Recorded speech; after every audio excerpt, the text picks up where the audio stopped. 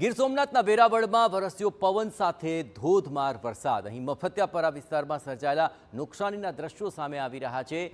22 inch વરસાદ વરસ્યો તો નીચાણવાળા વિસ્તારો પાણીમાં ગરકાવ થઈ ગયા।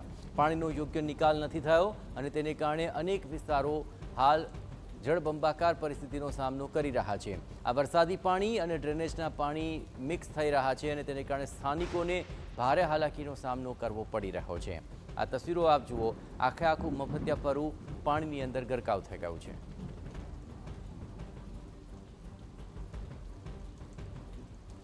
ગીર સોમનાથ જિલ્લાના વેરાવળના મફતિયાપરા વિસ્તારમાં હજુ પણ ખીચોખીચ પાણી ભરેલા છે અને અત્યારે આપણી સાથે છે ઉદયભાઈ શાહ, જે વેરાવળ નગરપાલિકાના આ વિસ્તારના સદસ્ય અને કારોબારી ચેરમેન છે।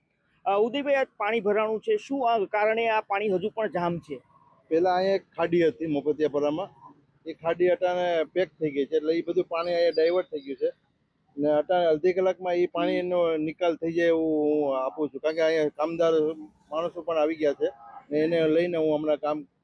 કારણ શું છે પાણી એમાં હું છે આ ખાડીનું પાણી બધું પેક થઈ ગઈ ખાડીને, એ બધું ખાડીનું પાણી અહીંયા ડાયવર્ટ થઈ ગયું છે।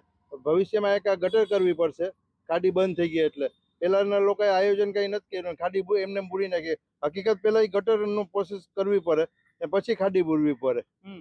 તો હવે કઈ રીતે નિકાલ થશે? હવે એ તો આ ભૂગર્ભ ગટરના ઢાંકણા ખોલીને કંઈક અમે કરીએ છીએ અને હમણાં અડધી કલાકમાં નિરીક્ષણ થઈ જાય એવું કરીએ છીએ। સર, એક સવાલ છે, પ્રી મોન્સૂન કામગીરીમાં આ કામગીરી નહોતી કરવામાં આવી કે શું? ને આમાં એવું હતું કે આ ભૂગર્ભ જે ખાડી હતી ને, ખાડી આખી રાખથી ભરીને પેક કરી દીધી છે। તો હવે અડધો કલાકમાં સોલ્યુશન થઈ ગયા? એ આપણા ભૂગર્ભ ગટરના ઢાંકણા ખોલીને અમે કંઈક કરીએ એવું કરીએ કંઈક। Thank you. ઉદયભાઈ શાહ છે, જેમનું કહેવું છે કે સોલ્યુશન અહીંયા લોકો આવી ચૂક્યા છે ને હવે કામગીરી હાથ ધરવામાં આવશે। અડધી કલાકમાં આ પાણી છે તેનું સોલ્યુશન કરાશે અને જે પાણી અહીંયા પર ભરાણું છે તેને ગટરના ઢાંકણા ખોલીને એમાં સમાવી લેવામાં આવશે। દિલીપ મોરી, TV9, ગીર સોમનાથ।